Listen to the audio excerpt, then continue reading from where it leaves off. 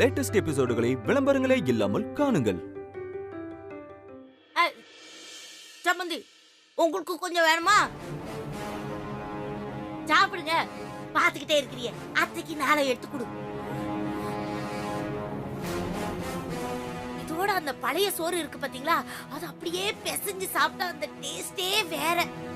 என்ன பண்றது, பணக்காரங்க வீடாச்சே, கஞ்சிக்கு வழி இருக்குமா, அதான் இட்லியில பிசைஞ்சு தின்றேன்.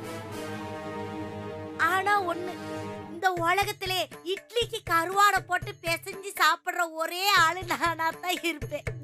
ஏங்க, உங்களுக்கு கொஞ்சமாவது இங்கீதம் இருக்கா? எனக்கு விரதம் சொல்றோம், நீங்க வீட்டை எப்படி நார் அடிச்சிட்டீங்களே. நார் அடிச்சிட்டேனா? இந்தரு, என்ன பத்தி எது வேணாலும் பேசு, ஆனா என் கை மனத்தை பத்தி பேசுற சும்மா விட மாட்டேன். கருவாடு வாசனைக்கு வீடே கம கமன் வாசனையா இருக்குல்ல. சம்மந்தி, ஐயோ, உங்களை நான் கேட்கவே இல்ல, மறந்துட்டேன். கருவாடு வேணுமா? இல்ல, எனக்கெல்லாம் வேண்டாம், நீங்களே சாப்பிடுங்க. ஐயே, இவர் மூஞ்சி ஒரு மாதிரி போகுது, வேணாம் போல இருக்கே. என்ன அதெல்லாம் நீங்களும் பார்த்துட்டு அமைதியா இருக்கீங்களே. என்ன சம்மந்தி, புடிச்சு வச்ச பிள்ளையார் மாதிரி அப்படியே உட்கார்ந்துருக்கீங்க. சாப்பிடுங்க, சாம்பார ஊத்துமா அத்தைக்கு. என்னடி பாத்துக்கிட்டே இருக்க, உனக்கு வேணுமா? இங்க பாரு, உனக்கு கொஞ்சம் கருவாடு பாக்கி வச்சிருக்கேன், நீ சாப்பிடும்போது கொஞ்சம் தொட்டுக்கண்ண. மா, நீங்க தனியா போய் சாப்பிடுங்க. என்னடி பேசுற? நான் தனியா போய் சாப்பிடணுமா? ஹே, எல்லாரும் இங்க தானே உட்கார்ந்து சாப்பிட்டுட்டு இருக்காங்க. நான் இந்த வீட்டோட சம்பந்தி, எனக்கு இந்த டேபிள்ல உட்கார்ந்து சாப்பிட உரிமை இல்லையான்னு சொல்லுங்கனே. இல்லம்மா, நான் அப்படி சொல்லல. நீ அப்படி தாண்டி சொல்ற. ஐயோ, நம்ம தகுதி வேற, இவங்க தகுதி வேற. நான் சொல்றேன், அந்த அளவுக்கு தகுதி தராதரம் பாக்குறவங்க ஒன்ன இந்த வீட்டு மருமகளை ஆக்கியிருக்க கூடாதுடி.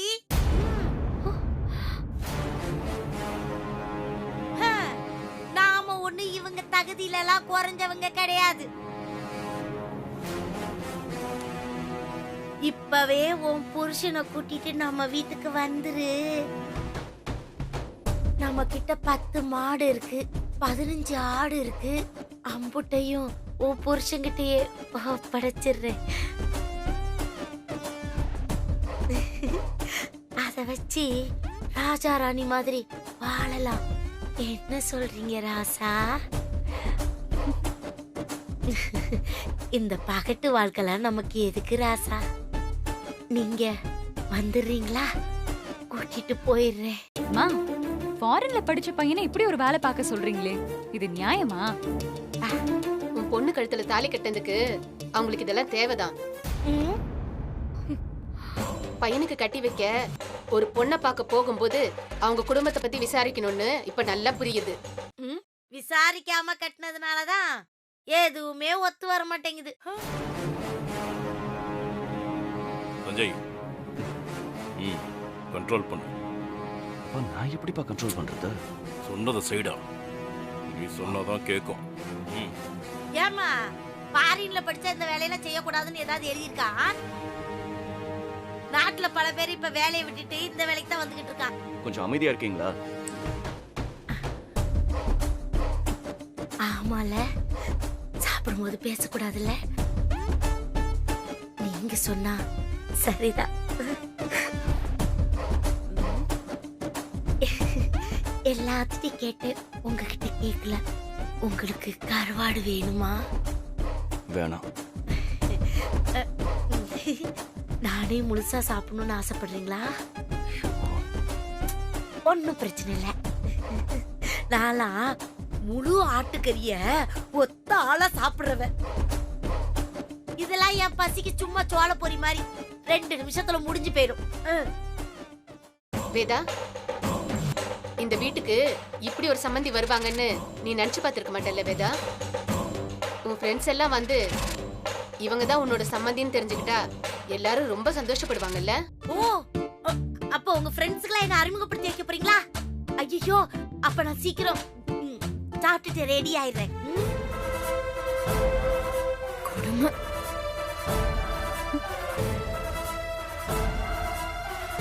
ஐயோ, வேணும்னா கேளுங்க, நான் அப்படியே நீ பாத்துக்கிட்டே இருக்கிறீங்க. தாங்க.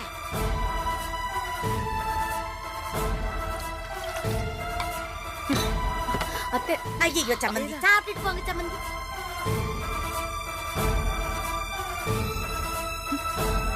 என்னாச்சு வியலுக்கு? வெடுக்குன்னு எந்திரிச்சு போறாவ. கருவாடு சாப்பிட வேண்டாம்னு சொல்றீங்களா? உங்களுக்காக நான் சாம்பார் ஊத்தியே சாப்பிடுறேன். என்னடி பாத்துட்டு நிக்கிற? சொன்னது யாரு? பைய நான் சாம்பார் ஊத்தியே சாப்பிடுகிறேன்.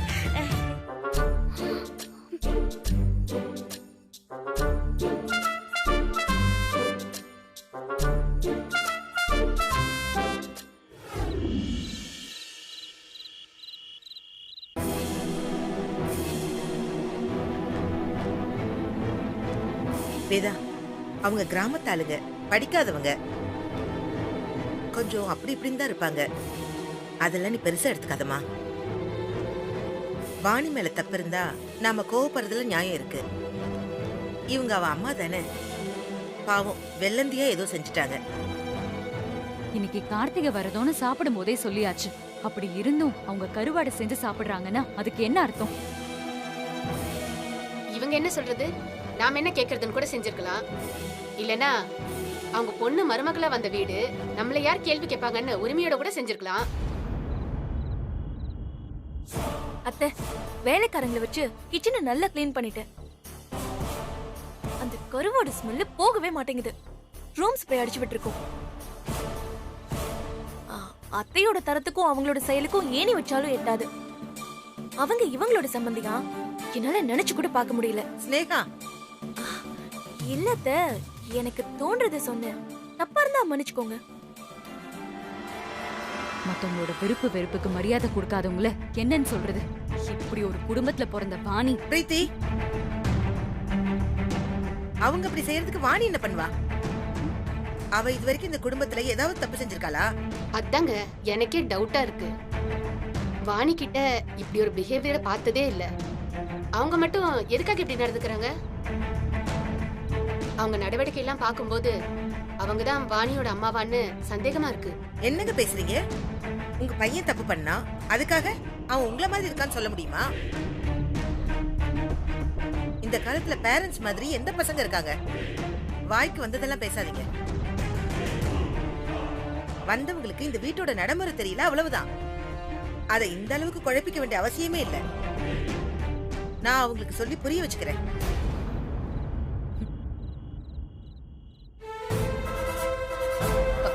அக்கா பாத்துக்கலாம்.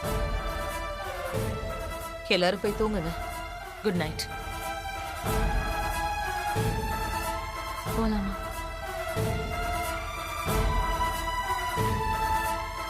சரி வேதா, நான் ரூமுக்கு போறேன். சரிக்கா, நீ போய் தூங்கு.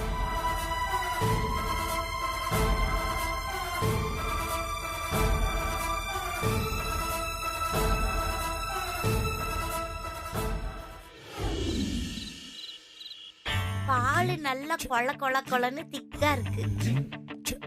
ஏ எருமை, என்னது? ராங்கான டைம்ல வந்துட்டீங்க. நான் பாலை சொன்னேன். இது எரும மாட்டு பாலா இல்ல பசு மாட்டு பாலா? எதுக்குன்னா எனக்கு இந்த பசு மாட்டு பாலெல்லாம் குடிச்சு பழக்கம் இல்லைங்க. அது கொஞ்சம் தண்ணியா இருக்கும். எரும பால்னா அப்படி திக்கா இருக்கும். நாக்குக்கு குடிக்கும் போது அப்படி சுண்டிட்டு டேஸ்ட் பின்னி எடுத்துரும். அதான் கேட்டேன். எரும பாலை குடிச்சு குடிச்சு தான் என் உடம்பு இப்படி இருக்கு. பார்த்தாலே தெரியுது.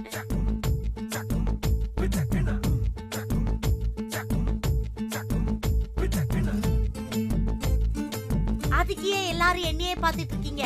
அடுப்பாங்கரையில தான் இவ்வளவு சட்டி நிறைய பாலை காய்ச்சி போட்டிருக்காங்களே. ஊத்த வேண்டியதா குடிக்க வேண்டியதா? ஏன் எல்லாம் என்ன பாத்துட்டு இருக்கீங்க? நீங்க என்ன பண்ணிட்டு இருக்கீங்கன்னு உங்களுக்கு தெரியுதா? பால் குடிக்கிறேன். இது ஒரு தப்பா? ஒன்னும் தெரியாத மாதிரி நடிக்காதீங்க. செம்ம கோவம் வருது. இதுக்கு தான் உங்களை கூட்டிட்டு வந்தோமா? ஆட பாவமே. ஏங்க, ஒரு பால் குடிச்சது தப்பாங்க? நான் என்னங்க பாவம் பண்ணேன்? ஏங்க, இன்னைக்கு கிருத்திகை கருவாடு குழம்பு சமைச்சு சாப்பிட்டுட்டு இருக்கீங்க. ராசா, என்ன? இல்ல எது வந்தாலும் உட்காந்தே சொல்லுங்க பரவாயில்ல. நான் நின்னுக்கிட்டு தான் பதில் சொல்லுவேன். இல்ல வேணாம் உட்காந்தே சொல்லுங்க. இல்ல எனக்கு வேணும். பாருங்க கேள்வி வேண்டாம். கேட்டா பதில் சொல்லணும், அதுவும் மரியாதையோட நின்னுக்கிட்டு தான் சொல்லணும். கரெக்ட் தானடி ராசா? என்ன கவுச்சி இல்லாம எனக்கு சாப்பிட்டு பழக்கம் இல்ல. ஓஹோ ஊர்ல இருந்து கொஞ்சோண்டு கருவாடு எடுத்துட்டு வந்தேன். அதுல இருந்து ரெண்டு துண்டை தான் செஞ்சு சாப்பிட்டேன். அதுவும் நீங்க கருவாடு சாப்பிட கூடாதுன்னு சொன்ன உடனே நான் ஒதுக்கி வச்சிட்டேன்ல. நீங்க எல்லாரும் என்ன சொன்னீங்க? இந்த வீடு உங்க மக வீடுன்னு சொன்னீங்க. மக வீடுன்னு சொன்னோன்னே நான் கொஞ்சம் உரிமை எடுத்துக்கிட்டேன். இது ஒரு தப்பாப்பா? நீங்க எனக்கு அம்மாவா நடிக்க தான் வந்திருக்கீங்க, அதை மறந்துடாதீங்க. அதனாலதான் கேரக்டரோட ஒன்றி இருக்கேன். எது இது கேரக்டரோட ஒன்றி போறதா? ஓவர் ஆக்டிங் எல்லாம் போயிட்டு இருக்கு. ராசா, இவங்களா திட்டுறது கூட எனக்கு வலிக்கல ராசா. நீங்க திட்டும்போது ஊசி எடுத்து நெஞ்சில குத்துற மாதிரி இருக்கு ராசா. நீங்க பண்ணிட்டு இருக்கிற காரியத்துக்கு உங்களை அப்படியே பிடிச்சி கொஞ்சிட்டு இருப்பாங்களா? அதுதான் நடக்க மாட்டேங்குதே. ஐயோ அப்பா, எங்க இருந்து பிடிச்சிங்க இந்த தொல்லைய? தீபா நீ ஏன் இப்படி நடந்துக்கிற? அண்ணே, நீங்க என்ன கூட்டிட்டு வரும்போது நான் என்ன சொன்னேன்? தினமும் நமக்கு கவுச்சி இல்லாம வாய்க்குள்ள ஒண்ணு இறங்காதுன்னு. அப்ப மண்டே ஆட்டினீங்க. இங்க வந்து சைவ சாப்பாடு போட்டு என்ன கொலை பண்ணணும்னு பாக்குறீங்களா? நான் பை கொண்டு வரும்போது என் கருவாடு வாசனைய நீங்களும் மோந்துட்டு எவ்வளோ வாசமா இருக்குன்னு சொன்னீங்களே, மறந்துட்டீங்களான்னு? ஐயோ ராசா, என்னது இது இப்படி தலையில எல்லாம் அடிச்சுக்கிறீங்க? நீங்க அடிச்சுக்காதீங்க. நீங்க அடிச்சுக்கிட்டீங்கன்னா எனக்கு தானே வலிக்கும். அதுவும் இல்லாம தலையில அடிச்சுக்கிட்டா தருத்திரம் வந்து சேரும்னு சொல்லுவாங்க. புரிஞ்சிருச்சு. நீங்க ஏன் நான் கருவாடு சாப்பிடக்கூடாதுன்னு சொன்னீங்கன்னு எனக்கு தெரிஞ்சு போச்சு. நீங்க ஆசையா என் பக்கத்துல வரும்போது கருவாடு வாட வரும், அதுக்கு தானே சாப்பிடக்கூடாதுன்னு சொன்னீங்க. புரிஞ்சிருச்சு. ஆனா உங்க மேல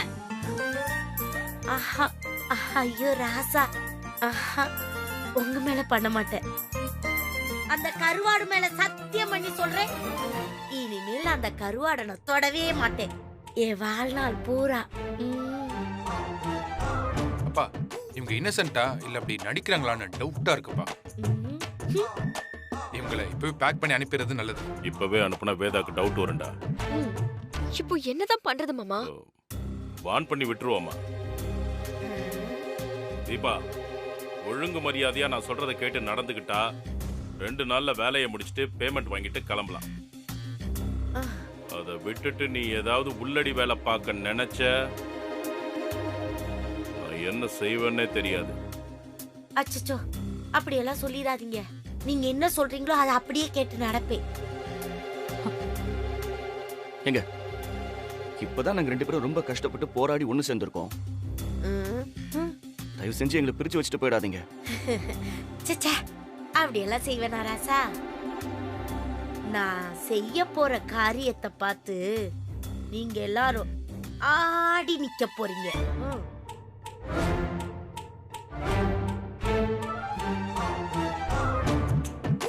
என்ன ஏன் என்ன எல்லாரும் ஒரு மாதிரியா பாக்குறீங்க? அட தள்ளி போங்க, எனக்கு காத்து வர மாட்டேங்குது. எல்லாரும் பேசாம போய் தூங்குங்க. உங்ககிட்ட பேசி பேசி பால் வேற ஆறி போச்சு. ஒழுங்கா குடிச்சிட்டு போய் தூங்கு. சஞ்சய், ஐயோ ராசா, எது உங்களுக்கு பால்? அவனுக்குலாம் வேணா, நீ குடி. நானே குடிச்சு தெம்பா இருக்கணும்னு நினைக்கிறீங்களா?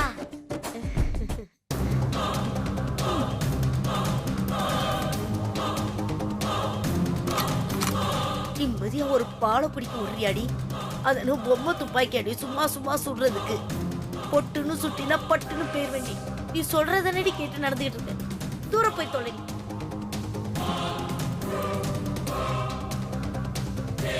இனி பாலை குடிச்ச மாதிரிதான். ஐயோ படுத்துறாளே.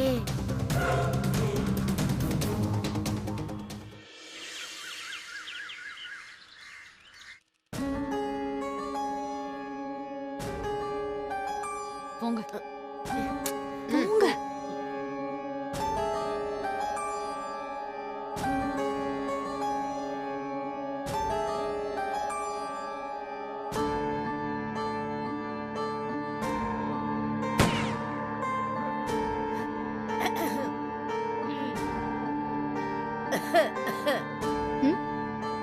ஏமா மானசா, நானே உன்கிட்ட கேட்கணும்னு நினைச்சுக்கிட்டு இருந்தேன். உனக்கு கல்யாணம் ஆயிருச்சாமே? அப்படியா? ஆமா. சரி சரி. கல்யாணம் ஆயிருச்சுன்னா புருஷன் வீட்டை பார்த்து நடைய கட்டிட்டு போக வேண்டியது தானே. அப்புறமும் ஏன் இங்கேயே உட்காந்துக்கிட்டு இருக்க? இதெல்லாம் உங்களுக்கு தேவையில்லாத விஷயம். இதே இப்ப கேட்டுட்டு இருக்கீங்க? நான் இப்ப என்னமா தப்பா கேட்டுட்டேன் வாணி? நம்ம சம்மந்தி வீட்ல இருக்கிற நல்லது கெட்டது எல்லாத்தையும் நானும் தெரிஞ்சுக்க வேண்டாமாமா? இவ ஒரு பையனை கூட்டிட்டு ஓடி போய் கல்யாணம் பண்ணிருக்கா. சம்பந்தியமா என்ன பண்ணியிருந்திருக்கணும்? பொண்ணையும் அந்த பையனும் சேர்த்து தானே இந்த வீட்டுல வாழ வச்சிருந்திருக்கணும். இவ புருஷனை எங்கேயோ பத்தி விட்டுட்டு இந்த பொண்ணை மட்டும் கூட்டிட்டு வந்து இந்த வீட்டுல உட்கார வச்சிட்டாங்க. என்ன சம்பந்தி, நான் ஒன்னும் தப்பா சொல்லலையே. என்ன பேசுறீங்க நீங்க? என்ன பிரச்சனை பண்ணணும்னு வந்திருக்கீங்களா? எக்ஸ்ட்ரா 1000 ரூபாய் கொடுக்குறேன்னு சொல்லி இப்படியே உயிரே பணைய வைக்க வச்சிட்டியே. அம்மா முத்தாரம்மா, என்னை காப்பாத்தி விட்டுரு. ஓசிலே உன் கோயில வந்து வில்லு பாட்டு பாடுறேம்மா. பேசு. முறைக்கிறாளே. எல்லாத்துக்கும் ஒரு லிமிட் தான். இவரு முறைக்கிறாரு. எங்க பர்சனல்ல நீங்க தலையிடாதீங்க. என்னங்க பர்சனல்? அதான் இது எல்லாமே ஊருக்கே தெரியுமே.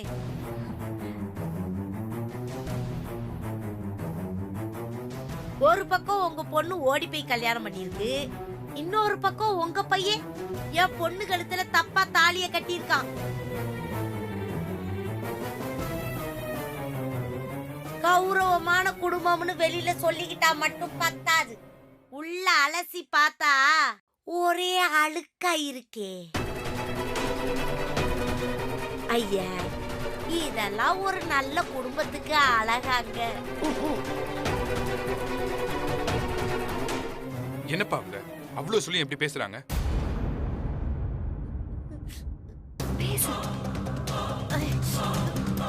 சம்மந்தியம்மா, இந்த காசு பணம் இருக்குல்ல, அட என்ன நீ தள்ளிப்ப, பெரியவங்க பேசும்போது ஓடு. காசு பணத்துல நம்மளுக்கு குறைபாடு இருந்தாலும் இந்த மானம் மரியாதை இதெல்லாம் இருக்கு பாத்தீங்களா, அட இது வந்து நமக்கு ரொம்ப ஜாஸ்தி உண்டு பாத்துக்கங்க. இந்த எங்க ஊர்க்காரங்க எல்லாம் சொல்லுவாங்க, வீடு பெரிய பங்களாவா இருந்தாலும் அதுக்குள்ள நிறைய ஓட்ட உடசல போட்டு ஒளிச்சு வச்சிருப்பாங்கன்னு. அட இங்க வந்து பார்த்ததுக்கு அப்புறம் தான் தெரியுது அதெல்லாம் உண்மைன்னு. என்ன என் வாய்தான் சும்மா இருக்காது, ஊர்க்கார வீட்டு போய் எல்லாத்தையும் உளறி தொலைச்சிருவே. உன் பொண்ணு வாழ்ற வீட்டுல அப்படியாமேன்னு எல்லாரும் என்னைய கேள்வி கேட்பாங்களே. நீங்க ரொம்ப தப்பா பேசிட்டு இருக்கீங்க. இதெல்லாம் நல்லதுக்கு இல்ல. என்ன விட நல்லா நடிக்கிறடி. என்ன என்ன பேசிட்டேன்னு தப்புன்னு சொல்லிட்டு இருக்க? இந்த வீட்ல நடந்ததை பத்தி தான் பேசிட்டு இருக்க. நீ சத்தத்தை ஒசத்தி பேசுனீனா நீங்க பேசுறதெல்லாம் சரியாயிருமா? அதான் எல்லாமே டிவிலே வந்துருச்சாமே. டிவில வந்தா நீங்க பேசுவீங்களா? ஆண்டியோட ஸ்டேட்டஸ்க்கு முன்னாடி நீங்க எல்லாம் ஒரு ஆளே கிடையாது. ஏதோ உங்க அதிர்ஷ்டம், இந்த வீட்டுக்கு உங்க பொண்ணு மருமகள் ஆயிட்டா. அத நினைச்சு சந்தோஷப்படுங்க. அதை விட்டுட்டு இப்படி எல்லாம் குறை சொல்லிட்டு இருக்காதீங்க. என்ன என்னடி பேசிக்கிட்டு இருக்க? என்னமோ என் பொண்ணு இந்த வீட்டு பையனை கல்யாணம் பண்ணணும்னு துடிச்சிட்டு இருந்த மாதிரியும், நான் தான் இந்த வீட்டு சம்மந்தியா வரணும்னு தவம் கிடந்த மாதிரியும் பேசிக்கிட்டு இருக்க. அவளை கட்டிக்கிறதுக்கு அப்படியே கியூல நின்னாங்கடி, கியூல. அந்த மாப்பிள்ளைங்கள எல்லாம் வேண்டான்னுட்டு இப்படி ஒரு குடும்பத்துல வந்து மாட்டிக்கிட்டாளே. மா, பேசாம இருக்கியா? அடியே, நீ பேசாம இருக்கியா? எந்த சூழ்நிலையில என்ன வந்து நிக்க வச்சிருக்க தெரியுமா? இந்த பாருடி, நம்மளெல்லாம் மட்டம் தட்டி பேசிக்கிட்டு இருக்காங்க. நமக்கு மானம் ரோசம் இதெல்லாம் இருக்கதானே செய்யுது. எங்க ஊர்ல மட்டும் இப்படி எல்லாம் நடந்துருந்துச்சுன்னு வச்சுக்கங்களேன், அந்த குடும்பத்தோட நாங்க யாரும் அண்ணன் தண்ணி எதுவுமே புழங்க மாட்டோம். உனக்கு அவ்வளவு கஷ்டமா இருந்தா உன் பொண்ணை கூட்டிட்டு இப்பயே வீட்டு விட்டு கிளம்பு. அதனால வேதாக்கு எந்த நஷ்டமும் இல்ல. என்னங்க நீங்க உண்மையை சொன்னா அவ்வளவு ரோசம் வருது. எங்களை என்ன ரோசம் கட்ட பரம்பரைன்னு நினைச்சிட்டீங்களா? எல்லாரும் சோத்துல உப்பு போட்டு சாப்பிடுவாங்க, நாங்க உப்புல சோத்த போட்டு சாப்பிடுவோம். அவ்வளவு ரோசக்கார பரம்பரை நாங்க. நான் நினைச்சேன் இப்பவே என் பொண்ணை கூட்டிட்டு இந்த வீட்டை விட்டு கிளம்பிடுவேன். பாவம், இந்த வீட்டு பையன் வாளா வெட்டி ஆயிருவாரேன்னு தான் பொறுத்துக்கிட்டு நிக்கிறேன். அப்போ உங்க பொண்ணு இல்லனா எங்க பையனுக்கு வாழ்க்கையே இல்லைன்னு சொல்றீங்களா? ஆமா, அப்படித்தான் சொல்றேன்.